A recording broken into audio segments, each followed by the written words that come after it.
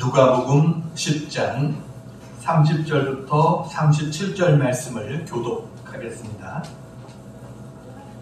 예수께서 대답하여 이르시되 어떤 사람이 예루살렘에서 여리고로 내려가다가 강도를 만나매 강도들이 그 옷을 벗기고 때려 거의 죽은 것을 버리고 갔더라. 마침 한 제사장이 그 길로 내려가다가 그를 보고 피하여 지나가고 또 이와 같이 한 레위인도 그곳에 이르러 그를 보고 피하여 지나가되 어떤 사마리아 사람은 여행하는 중 거기 이르러 그를 보고 불쌍히 여겨 가까이 가서 기름과 포도주를 그 상처에 붓고 싸매고 자기 짐승에 태워 주막으로 데리고 가서 돌보아 주니라. 그 이튿날 그가 주막 주인에게 대나무 둘을 내어주며 이르되 이 사람을 돌보아 주라. 비용이 더 들면 내가 돌아올 때 갚으리라 하였으니 내 생각에는 이 세 사람 중에 누가 강도 만난 자의 이웃이 되겠느냐? 이르되 자비를 베푼 자이니라. 예수께서 이르시되 가서 너도 이와 같이 하라 하시니라. 아멘. 할렐루야. 아멘. 이미 작고하셨지만 시인 정채봉 씨는 그의 쓴 글에서 만남을 몇 가지로 소개하고 있습니다. 가장 안 좋은 만남은 생선과의 만남 같은 그런 만남이다 그랬어요. 그러니까 비린내가 나는 만남입니다. 만날 때마다 냄새가 나고 비린내가 코를 찌릅니다. 굉장히 불행한 그런 만남이다 라는 것이죠.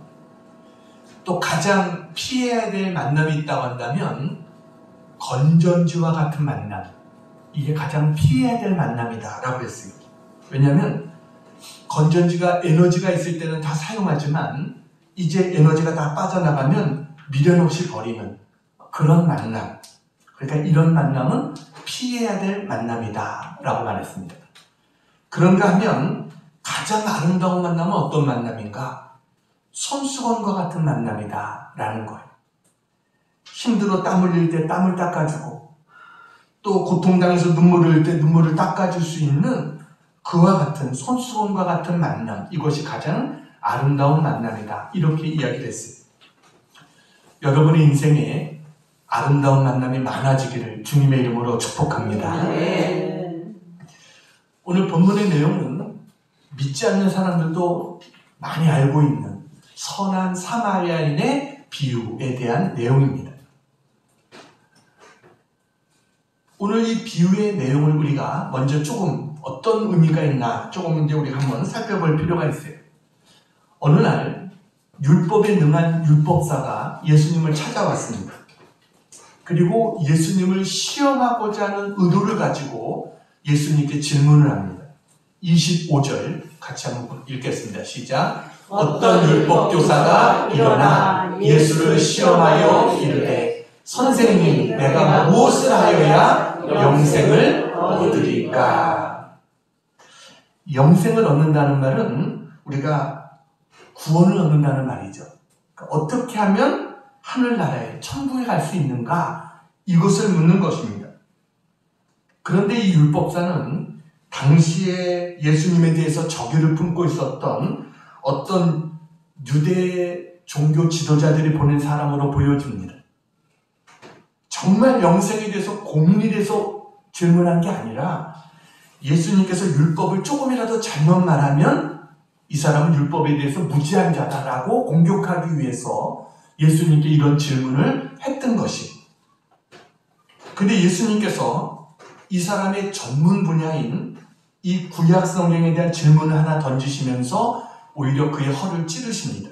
우리 26절 같이 한번 읽겠습니다. 26절 시작. 예수께서 이르시되 율법에 무엇이라 기록되었으며 내가 어떻게 읽느냐? 율법에 뭐라고 기록되어 있으면 내가 어떻게 읽느냐? 이랬더니 이 사람이 자신 있게, 자기의 전문 분야잖아요. 그러니까 자신 있게 율법을 요약해서 이야기를 합니다. 27절 같이 읽습니다. 시작. 대답하여 이르되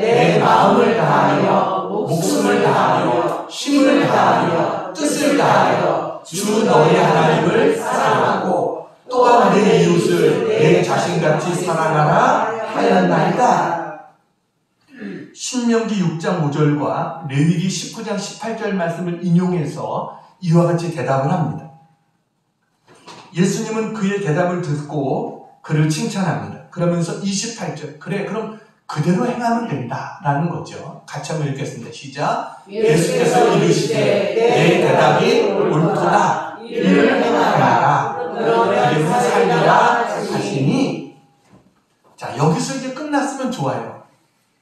그런데 율법사는 이제 한 걸음 더 나아가서 자기를 드러내기 위해서 이렇게 질문을 던집니다. 그러면 선생님, 과연 제 이웃이 누구냐라는 거예요. 다음 절을 보여주세요. 자, 29절 같이 한번 읽겠습니다. 시작. 그 사람이 자기를 옳게 보이려고 예수께 여짜오되 그러면 내 이웃이 누구니까? 이 사람이 생각한 이웃이 누굴까요? 이 사람은 누구를 이웃이라고 생각하고 있을까요? 이 사람이 생각한 이웃은 이방인들은 아닙니다. 이 사람이 생각하는 이웃은 사마리아 사람도 아닙니다. 정통 유대인들, 어떤 이런 사람들만을 자기의 이웃이라고 생각했을 거예요. 세리나 창기나 이런 죄인 같은 사람들은 내 이웃이다라고 생각하지 않았을 것입니다. 그러니까 이 사람이 생각하는 이웃은 오직 자기들 주위에 있는 정통 유대인, 이들만 자기의 이웃이다 이렇게 생각했습니다. 자, 그러자 예수님께서 이 사람에게 한 비유의 말씀을 들려주십니다. 그게 우리가 잘 아는 선한 사마리아인의 비유입니다. 우리는 그냥 쉽게 비유다 이렇게 말하지만 성경학자들은 이게 비유가 아닐 것이다 라고 봅니다. 실제로 있었던 그런 일일 것이다 라고 봐요. 왜냐하면 이런 서기관이나 율법학자들이 얼마나 따지기 좋아하는 사람들입니까? 그러니까 뭔가 예수님이 허구적인 말을 하는 것 같다라고 한다면 꼬투리를 잡고 틀림없이 끝까지 따지고 들었을 거예요. 그런데 지금 이들이 그렇게 하지 못해요. 왜 그러냐면 아마 그들이 알고 있는 실제로 있었던 어떤 그와 같은 일을 예수님이 말씀하셨기 때문에 이들이 가만히 있을 수밖에 없었다라고 보여집니다. 자, 그러면 예수님의 말씀이 뭡니까? 어떤 사람이 예루살렘에서 여리고로 내려가다가 강도를 만났습니다. 예루살렘은 해발 약 760m 이상의 높은 곳에 있는 도시입니다. 여리고는 해발 약 260m 정도 지면 해수면보다도 아래에 있는 그런 지역에 거리가 한 38km 정도 떨어져 있습니다. 그러니까 계속해서 한 이 1000m 이상이 되는 것을 내리막길로 계속 내려가는 길이 예루살렘에서 여리고로 내려가는 길이에요. 근데 이 길이 굉장히 꼬불꼬불하고 이런 협곡 같은 것도 있고 이러다 보니까 많은 강도들이 숨어 있었던, 그래서 지나가는 사람들에게 피해를 끼쳤던 그런 길이었어요. 이 길의 별명이 피의 길, 붉은 길 이렇게 불려지는 그런 길이었습니다. 그래서 이 사람이 도대체 무슨 사정이 있어서 이 위험한 길을 혼자 내려가는지는 모르겠어요. 대부분 이 길은 혼자 가지 않습니다. 하도 위험하기 때문에. 근데 이 사람이 혼자 내려가다가 강도를 만난 거예요. 여러분, 이 사람은 자기가 가진 모든 것을 빼앗기고 심지어는 옷까지도 빼앗겼습니다. 왜냐하면 이때 당시에는 옷도 팔 수 있거든요. 옷도 재산이거든요. 그러니까 옷까지 다 벗기고 때려서 거의 죽게 만들었습니다. 쫓아오지 못하도록 이 사람을 거의 때려서 죽게 만든 거예요. 그야말로 이 사람이 이제 스스로는 아무것도 할 수 없는 그런 상황에 놓여졌어요. 모든 것이 절망적이고 누구의 도움을 받지 않으면 살 수 없는 그런 상황에 놓였습니다. 그때 한 사람이 지나가게 됐어요. 31절입니다. 같이 읽습니다. 시작. 마침 한 제사장이 그 길로 내려가다가 그를 보고 피하여 지나가고. 이 사람에게 가장 도움을 줄 수 있는 사람이라고 한다면 아마 제사장이겠죠. 다시 만나기 어려울 정도로 정말 도움을 베풀 수 있는 사람 아니겠어요? 근데 그 사람이 어떻게 했어요? 그를 보고 피하여 지나갔다라고 말합니다. 아마 이 사람은 예루살렘 성전에서 자기 순서가 돼서 제사를 드리고 그리고 나서 다시 여리고 있는 집으로 돌아가는 길이었는지도 모르겠어요. 그런데 쓰러져서 죽어가고 있는 사람을 보고 아무도 누가 있나 없나 살펴본 다음에 보는 사람이 없으니까 그냥 피해서 지나갔다라고 말합니다. 이 사람의 상태가 얼마나 심각한지 자기의 눈으로 다 봤어요. 이 사람 그냥 뒀다가는 죽을 수밖에 없다는 걸 압니다. 그러면서도 그냥 피해서 가고 말았어요. 그 후에 또 한 사람이 지나갑니다. 32절 같이 읽습니다. 시작. 또 이와 같이 한 레위인도 그곳에 이르러 그를 보고 피하여 지나가되, 레위인은 성전에서 봉사하는 사람입니다. 그도 제사장처럼 슬금슬금 도망갔다라는 것입니다. 얼마 전에 뉴스를 보니까 어떤 택시기사가 어떤 사람 두 사람을 공항으로 태워다 줬는데 태워다 주고 나서 갑자기 의식을 잃었어요. 그런데 그 손님을 했던 그 두 사람이 119에 전화도 안 하고 그냥 그 자리를 급하다고 떠나버리고 말아서 이 택시기사가 결국 숨지고 말았어요. 이런 것 때문에 국회에서 법까지 상정이 됐습니다. 이렇게 우리가 구할 수 있는데 그냥 그것을 방관하고 도망치면 안 된다. 근데 이게 제대로 통과가 잘 안 된 것 같아요. 그와 같은 모습들 많이 일어납니다. 세월호 사건 보세요. 선장이 구조의 의무를 다하지 않고 학생들이 배 안에 있는데 자기 살겠다고 그냥 도망치는 이런 모습도 우리가 보잖아요. 이와 같은 일들이 지금도 계속 일어나고 있다는 것입니다. 요즘은 사회가 각박해져서인지 다른 사람들이 일에 무관심하거나 위급한 상황을 보면서도 그냥 지나치는 사람들이 늘고 있습니다. 자칫하면 자기가 가해자로 몰릴 수도 있는 거예요. 아니면 목격자 진술 때문에 불필요하게 경찰서에 몇 번씩 불려다녀서 시간을 뺏길 수도 있습니다. 그래서 너무나 모든 일들이 힘들고 번거롭다는 거예요. 그래서 그 자리를 그냥 지나치는 겁니다. 얼마의 시간이 지났는지 모릅니다. 이후에 또 한 사람이 지나가게 됐어요. 33절 같이 읽겠습니다. 시작. 어떤 사마리아 사람은 여행하는 중 거기 이르러 그를 보고 불쌍히 여겨. 자, 세 번째 사람이 등장합니다. 이 사람은 어떤 사람이라고요? 사마리아 사람이다 라고 했어요. 우린 이 말을 들으면서 별로 놀랄 필요가 없습니다. 그냥 당연한 것 그렇게 들려지죠. 근데 유대인들에게는 그렇지 않았어요. 유대인들은 이 사마리아 사람이란 말이 나오는 순간 불편하기 시작했어요. 인상을 찌푸렸을 것입니다. 아니 왜 사마리아 사람? 이랬을 거예요. 유대인들과 사마리아 사람들은요 거의 한 450년간 적대적으로 있었던 그런 사람들입니다. 솔로몬이 죽은 이후에 나라가 둘로 갈라져요. 북쪽이 10개 지파가 모여서 북왕국 이스라엘이 되고 남쪽이 유다 지파와 베냐민 지파가 모여서 유다 지파가 되어집니다. 유다인이라고 불려지게 돼요. 유다인들은 수도가 예루살렘입니다. 근데 북쪽에 있는 사람들의 수도는 사마리아예요. 그렇기 때문에 그 사람들을 가리켜서 우리가 사마리아인이다 이렇게 우리가 그들을 부릅니다.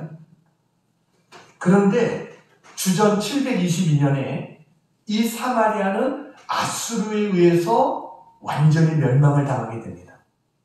이 아수르 사람들은요 북왕국 이스라엘 사람들을 많이 아수르로 끌고 가기도 했지만 또 많은 아수르 사람들을 그 북쪽 사마리아 쪽으로 이주시켜가지고 사람들을 혼혈을 만드는 거예요. 그러니까 살다 보니까 서로 결혼하게 되고 자식이 태어나고, 그러니까 유대인들은 이 사마리아 사람들을 보면 마치 이방인보다 못한 사람으로 여겼어요. 민족의 순결성을 잃어버린 저 사람들은 이방인보다 못한 자야 이렇게 그들을 여겼고, 그러니까 사마리아 사람들도 유대인을 좋게 생각할 리가 없죠. 그래서 남쪽 유대인들은 사마리아라는 말을 입에 붙이기도 싫어했어요. 북쪽으로 가야 될 때는 사마리아를 빼고 먼 길을 돌아서 항상 갔습니다. 이게 유대인들입니다. 이 공개적으로 회당에서 사마리아 사람들을 저주하기도 하고요.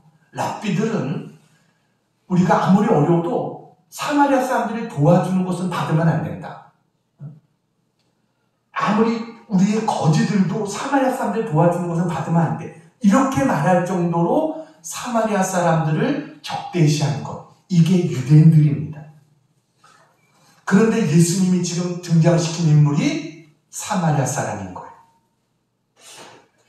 근데 이 사마리아 사람이 강도 만난 사람을 보고 어떻게 합니까? 불쌍히 여겨라고 말해요. 피를 흘리고 쓰러져 있고 옷도 다 빼앗기고 그런 사람을 보고 야, 저 사람 정말 큰일 났구나 이렇게 생각하고 그에게 가서 자기가 가지고 있었던 기름과 포도주를 그 사람의 몸에 부어줍니다. 기름이라고 하는 것은 진통제 역할을 하는 거예요. 포도주는 알코올처럼 소독하는 역할을 해주는 겁니다. 그리고 자기 옷을 찢어서 그 사람의 상처를 싸매줍니다. 이대로 두면 이 사람은 죽겠다라고 싶어서 그 사람을 자기가 타고 왔던 나귀 위에 그를 태우고 자기는 걸어서 주막으로 가서 이 사람을 거기에 맡겨요. 그리고 주막 주인에게 이 사람을 잘 돌봐주라. 그러면서 2데나리온을 줍니다.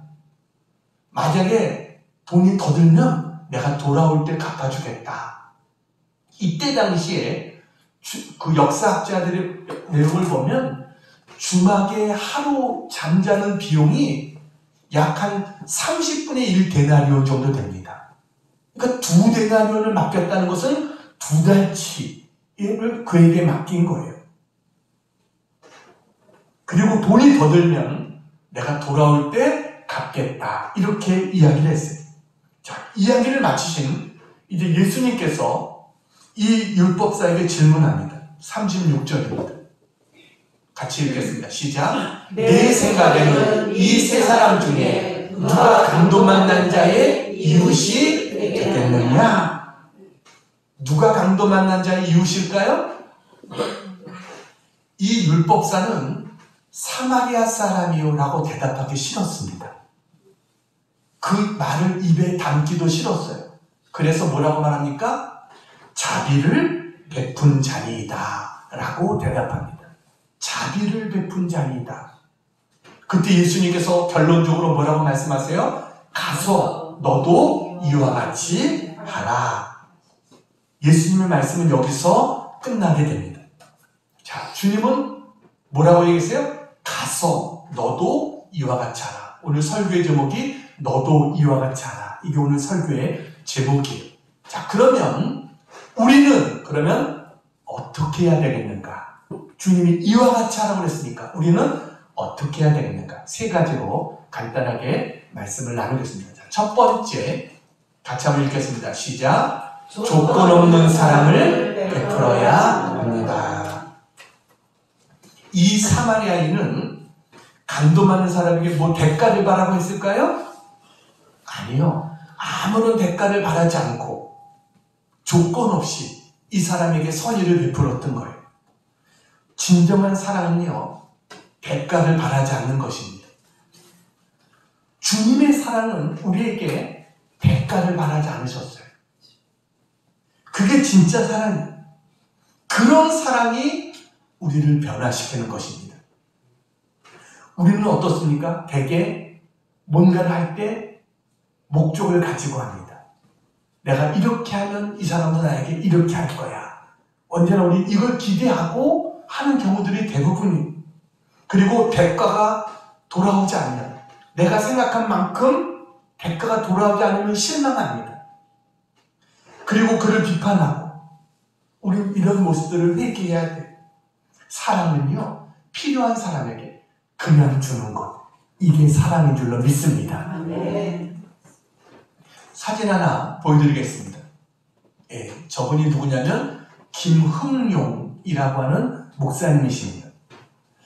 이분이 책을 하나 썼어요. 다음 사진을 보여주세요. 쪽방 동네 거지왕초라는 책을 이분이 썼습니다. 자신의 어떤 그 삶에 대해서 나중에 쓴 그런 책입니다. 이분은요, 서울역 일대에 약 쪽방 주민들과 노숙인들 2,000명을 돌봤던 그런 분이 저 목사님이세요. 이분이 어렸을 때 서울에 무작정 상경을 했답니다. 그래가지고 거기서 노숙 생활한 것을 늘 잊지 않은 거예요. 그러다가 이분이 예수님 믿고 한국은행에서 20년 동안을 일을 했어요. 그리고 나서 하나님의 부름을 받고 목사가 됐습니다. 근데 이분이 자기의 퇴직금을 다 받은 다음에 그걸 가지고 이 쪽방촌에 나사로의 집이라는 것을 만들었어요. 이 쪽방 동네 사람들을 돕기 위해서 나사로의 집을 만들고 불쌍한 사람들을 섬기기 시작했어요. 쪽방 동네에 제일 어려울 때가 언제일까요? 추울 때도 어렵지만 더울 때가 제일 힘들답니다. 그야말로 비좁은 데다가 환기도 되지 않고 이건 뭐 찜질방 이상이래요. 숨이 탁탁 막히고 땀이 비 오듯 쏟아지고, 그래서 이 사람들이 여름이면 시원한 곳에서 씻을 수 있도록, 다음 사진을 보여주세요. 저렇게 샤워실 같은 것을 만들어서 언제든지 이 사람들이 와서 거기서 씻고 쉴 수 있도록 그런 공간을 마련했어요. 거기서 차도 마시고 책도 읽고 체력 단련도 하고 샤워도 하고 이런 쉼터를 저들을 위해서 만들었습니다. 그리고 그 어려운 사람들에게 매일같이 밥을 먹여주고 겨울에는 또 기증받은 옷들을 나눠주고 그냥 사랑의 보금자리가 된 거예요. 그러다가 먹을 것이 없는 사람들을 위해서 다음 사진을 보여주세요. 쌀떡이 있죠. 저 쌀떡에 쌀들을 기증받아서 누구나 와서 거기서 쌀을 퍼갈 수 있도록 그와 같이 배려를 한 거예요. 어려운 사람들이 눈치 보지 않고 언제든지 와서 쌀을 갖다 먹을 수 있도록 그렇게 했어요. 이 목사님이 뇌졸중 그 후유증과 위암으로 4차례 대수술을 받았어요. 그런데도 이런 불편한 몸을 이끌고 끝까지 어려운 사람들을 돌보다가 작년에 하나님의 곁으로 갔습니다. 이 사람은 자기 이웃을 누구로 생각한 거예요? 그 어려운 사람들. 이들이 내 이웃이야 라고 생각하고 자기의 모든 것을 털어서 그들을 섬기고 도왔던 그런 목사님이시죠. 이 목사님이 뭐라고 이야기했냐면, 나만 행복해서는 진정한 행복을 누릴 수 없습니다. 내가 행복하기 위해서는 반드시 먼저 이웃이 행복해야 합니다. 참 행복을 원한다면 이웃과 함께 어려움을 나누는 삶을 살아야 됩니다. 저는 목회 일선에서 은퇴했지만 쪽방 주민들이 희망을 잃지 않고 살아갈 수 있도록 여생을 그들과 함께 할 것입니다. 그리고 실제로 그런 삶을 보여줬어요. 여러분, 우리도 조건 없는 사랑을 베풀 수 있는 그런 우리 모두가 되어지기를 축복합니다. 자, 두 번째 같이 한번 읽겠습니다. 시작. 말보다 행함이 있어야 합니다. 오늘 예수님께서 율법사에게 뭐라고 말합니까? 가서 너도 이와 같이 하라 라고 말씀하셨어요. 내가 그렇게 율법을 잘 알고 있다면, 정말 하나님을 사랑하고 이웃을 사랑해야 된다는 것을 알고 있다면 가서 너도 그렇게 해. 근데 너의 실상이 어때? 그것을 보고 피하는 게 너의 실상이 아니냐 라고 주님이 이야기하시는 거예요. 사랑은요, 값비싼 것입니다. 사랑은 이론이 아니라 실천인 거예요. 우리가 어떤 사실을 이론으로 아는 것은 쉽지만 몸으로 적용하는 것은 어렵습니다. 그래서 그런 말이 있어요. 세상에서 가장 먼 거리가 어딘지 아세요? 머리에서 가슴까지라는 거예요. 머리는 아는데 이게 가슴까지 오는 게 어렵다는 거예요. 근데 어떻게 보면 그것보다 더 먼 게 있어요. 그것은 가슴에서 손까지예요. 가슴에 느껴져도 이것이 손으로 행동으로 옮겨지는 것, 이게 또 먼 거예요. 여러분, 사람들이 이해하고 감동하기까지는 잘하지만 이거를 내가 실제로 하려고 할 때는 손과 발이 움직여지지 않는 거예요. 이게 문제인 거예요. 성경은 우리에게 뭐라고 말합니까? 행함이 없는 믿음은 죽은 믿음이다 라고 우리에게 이야기합니다. 오늘 이 사마리아인의 행동은 구체적이었어요. 그는 다가갔고 불쌍히 여겼고 치료해줬고 주막까지 데려다주고 자기가 부담할 수 있는 것을 부담했어요. 이게 진실한 사랑인 거예요. 우리가 말로만 하는 것이 아니라, 머리로만 하는 것이 아니라 행함과 진실함을 할 수 있는 우리가 돼야 될 줄로 믿습니다. 네. 사진 하나 보여드리겠습니다. 사진, 제목이 뭐예요? 문학의 숲을 거닐다. 이것을 쓴 분이 누구냐면 다음 사진을 보여주세요. 장영희 교수라고 하는 분입니다. 장영희 교수님, 저분은 2009년에 돌아가셨습니다. 근데 지금 허리에 뭐 하고 있죠? 뭐예요? 목발 같은 것을 짚고 있죠. 이분이 1살 때부터 소아마비로, 1급 소아마비로 살았던 그런 분이 바로 저분이에요. 근데 이분의 아까 나왔던 책에 문학의 숲을 거닐다라는 책에 나와 있는 그런 내용입니다. 이분이 어느 날 홀스토메르라고 하는 연극을 지하 소극장에서 이제 보고서 나오는 그런 때였대요. 근데 소극장이 지하에 있어가지고 이때는 엘리베이터 같은 게 없었던 것 같아요. 그래서 계단을 올라가는데 힘들게, 저걸 하고서 이제 힘들게 계단을 올라가는데 무척 힘이 들었다는 거예요. 근데 그 순간 연극을 끝내고 이제 옷을 갈아입고 나왔던 배우였던 유인촌 씨. 유인촌 씨 아시죠? 이 유인촌 씨가 올라가다가 자기가 이렇게 힘들게 올라가는 것을 보더니 자기 등에 업히라고. 자기가 극구 거절했는데도 아니라고 하면서 자기를 업고 위에까지 올라가 줬다는 거예요. 근데 나중에 잘 가만히 생각해 보니까 그분의 그 행동이 어떻게 보면 그냥 한 번 한 그런 행동이 아니라 굉장히 그분에게 몸에 익숙한, 그러니까 자기만 한 게 아니라 다른 사람들이 똑같이 항상 그렇게 했던 그와 같은 행동이라는 것을 알게 됐어요. 그러면서 그분이, 저 교수님이 이런 얘기를 합니다. 장애인들은 당신 할 수 있어. 하면 돼. 이렇게 외치는 100마디보다 사소하지만 몸에 밴 행동으로 전해지는 따뜻한 사랑에서 큰 용기와 힘을 얻는다. 이렇게 이분이 강조했어요. 그러니까 100마디 말을 하는 것보다 그냥 자기 몸에 밴 작은 행동, 그거 하나가 더 큰 용기와 힘을 줄 수 있다는 거예요. 말보다 행동, 이론보다 실천이 여러분 우리에게 감동을 주는 줄로 믿습니다. 어쩌다 한 번 하는 게 아니라 그게 그냥 우리의 몸에 배어있는, 내 몸에 배어있는 그 친절과 그 사랑을 실천하는, 그게 우리의 삶이 돼야 되는 거예요. 여러분, 주저하며 생각하고 결단한 뒤에 행동하는 것이 아니라 자연스럽게 우리의 삶에서 나오는 그와 같은 사랑이 되어지기를 축원합니다.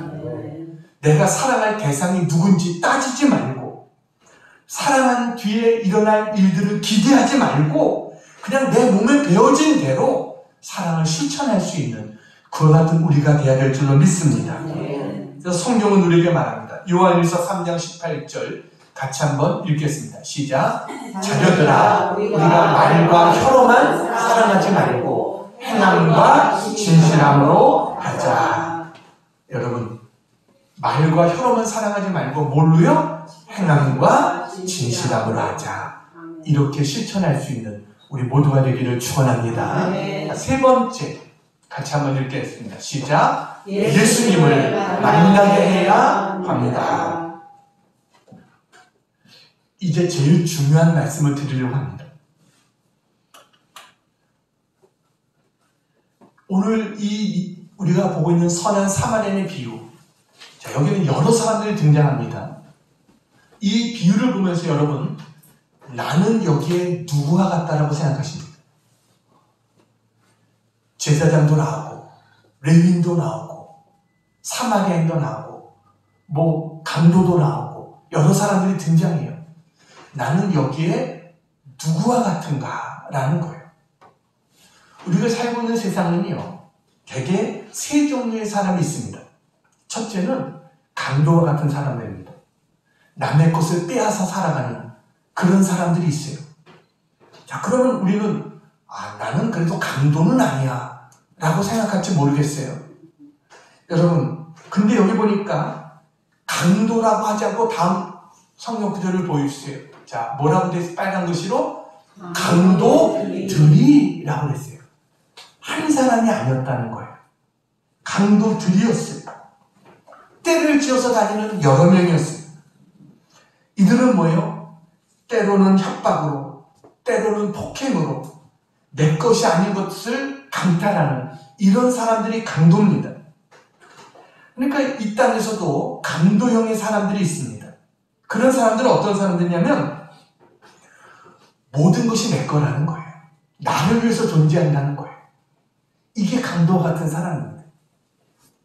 내 것도 내 거고 내 것도 내 것이 될 수 있어.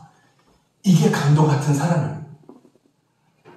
그렇기 때문에 내가 잘 되기 위해서는 다른 사람을 해치는 것도 가능하다는 것이죠.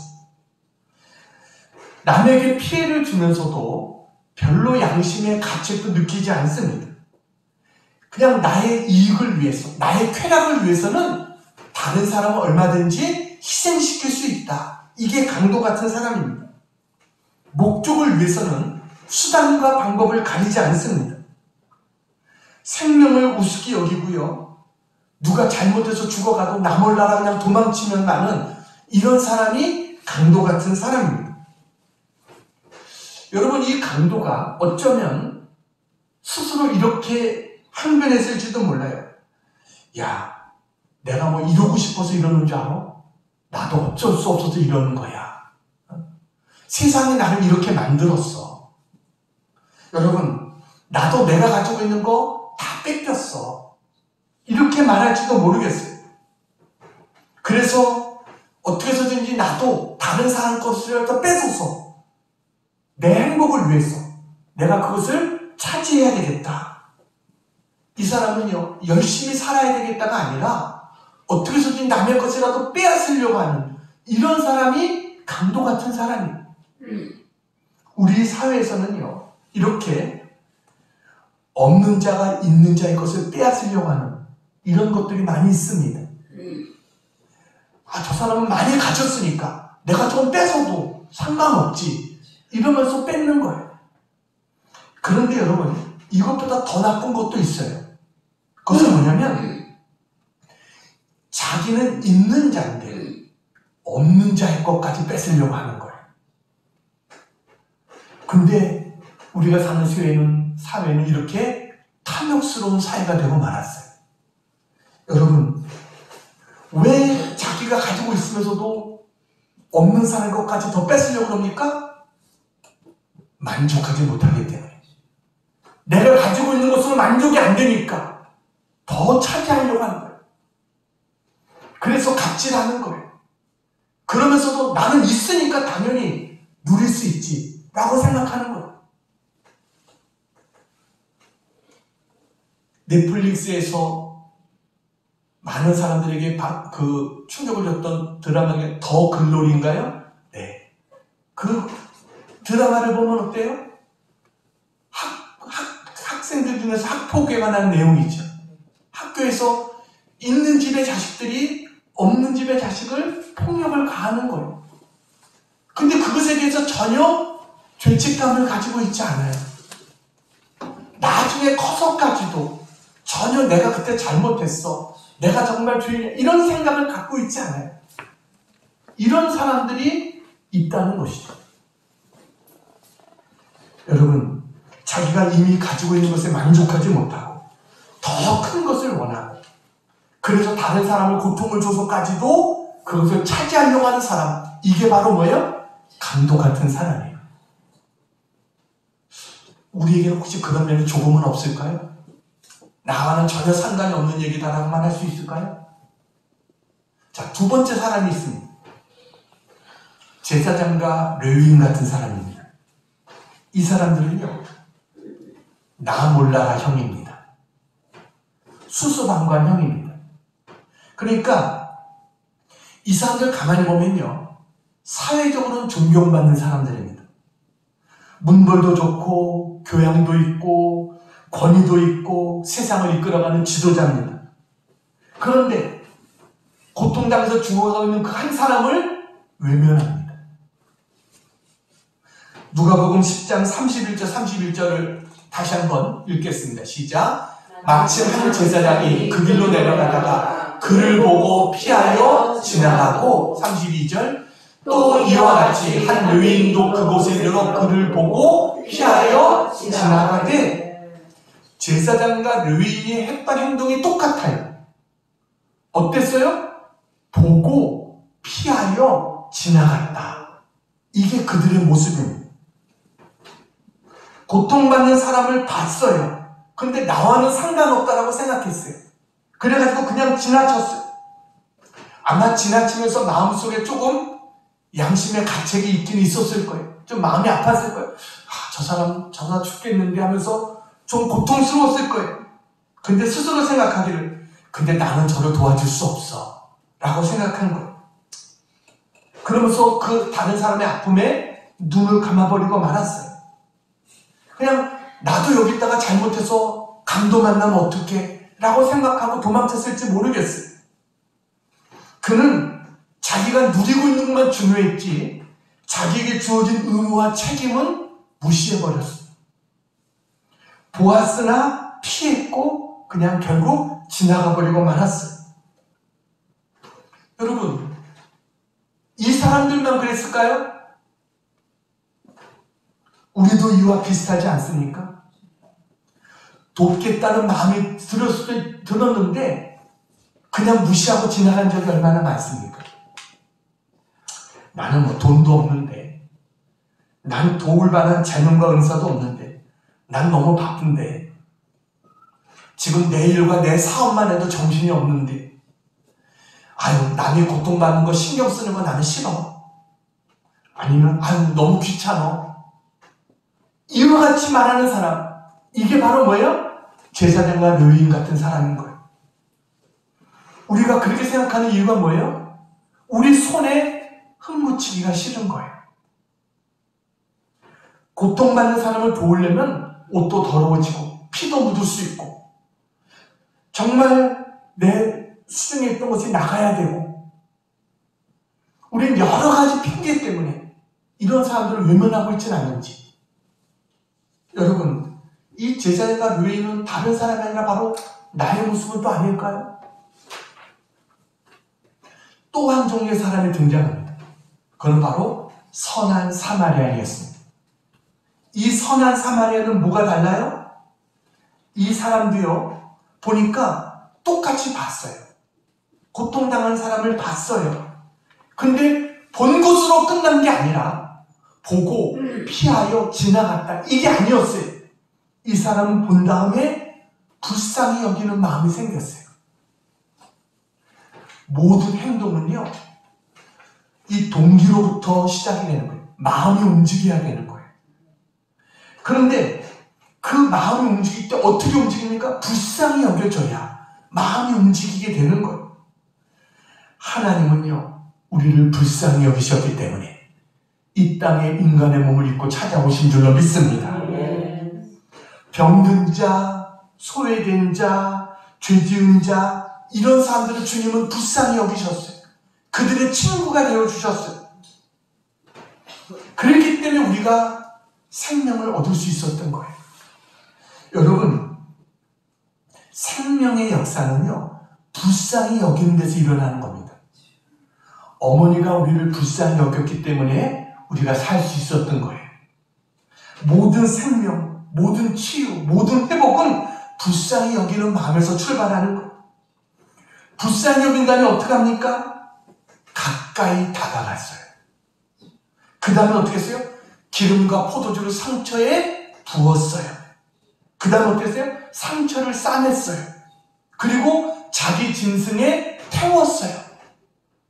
이게 계속해서 이 사람의 행동으로 이어지고 있는 거예요. 이 사람의 모습에서 우리는 예수님의 모습을 보게 됩니다. 예수님은요, 하늘 보좌를 버리고 내려오셨어요. 그리고 우리를 도리어 나귀에 태운 것처럼 우리를 태워주셨어요. 내가 하나님의 아들이야. 네가 하나님의 딸이야. 내가 생명의 유업을 받을 자야. 이렇게 주님이 우리에게 말씀하셨어요. 그리고 우리를 나귀에 태워서 주막으로 데리고 가셨어요. 주막이 뭐예요? 지금의 교회가 바로 주막인 거예요. 거기다 맡겨주셨어요. 잘 돌봐주라. 내가 나중에 돌아올 때 갚아줄 거야. 주님이 말씀하셨어요. 여러분, 이 사마리아인도 얼마든지 핑계댈 것이 많아요. 이 사람은 나를 싫어하는 유대인인데 라고 지나칠 수도 있어요. 나도 여기 있다가 강도를 만날 수도 있는데 라고 생각하고 지나칠 수도 있어요. 근데 이 사람 어땠어요? 그를 불쌍히 여기고 그를 돕기 시작했어요. 여러분, 구원이 뭘까요? 구원은요, 예수님을 만나는 것이 구원인 것입니다. 강도 만난 자가 사마리아인을 만나서 살 수 있었듯이 우리도 예수님을 만나야 생명을 얻을 수 있는 거예요. 우리 모두는요, 다 강도 만난 자들입니다. 에덴 동산에서 인류는 강도를 만났어요. 다 죽게 됐어요. 그런데 주님이 우리를 찾아와 주신 거예요. 나는 아무런 능력이 없고 나는 아무런 힘이 없는데 주님이 찾아와 주셔서 우리를 위해서 자기의 모든 것을 쏟아부어 주셨어요. 피 한 방울까지도 우리를 위해서 다 주셨어요. 자기의 옷까지도 다 벗어주셨어요. 이게 주님의 사랑이에요. 우리가 이 주님의 사랑을 믿을 때, 이 주님의 사랑을 받아들일 때 우리는 구원받게 되는 줄로 믿습니다. 네.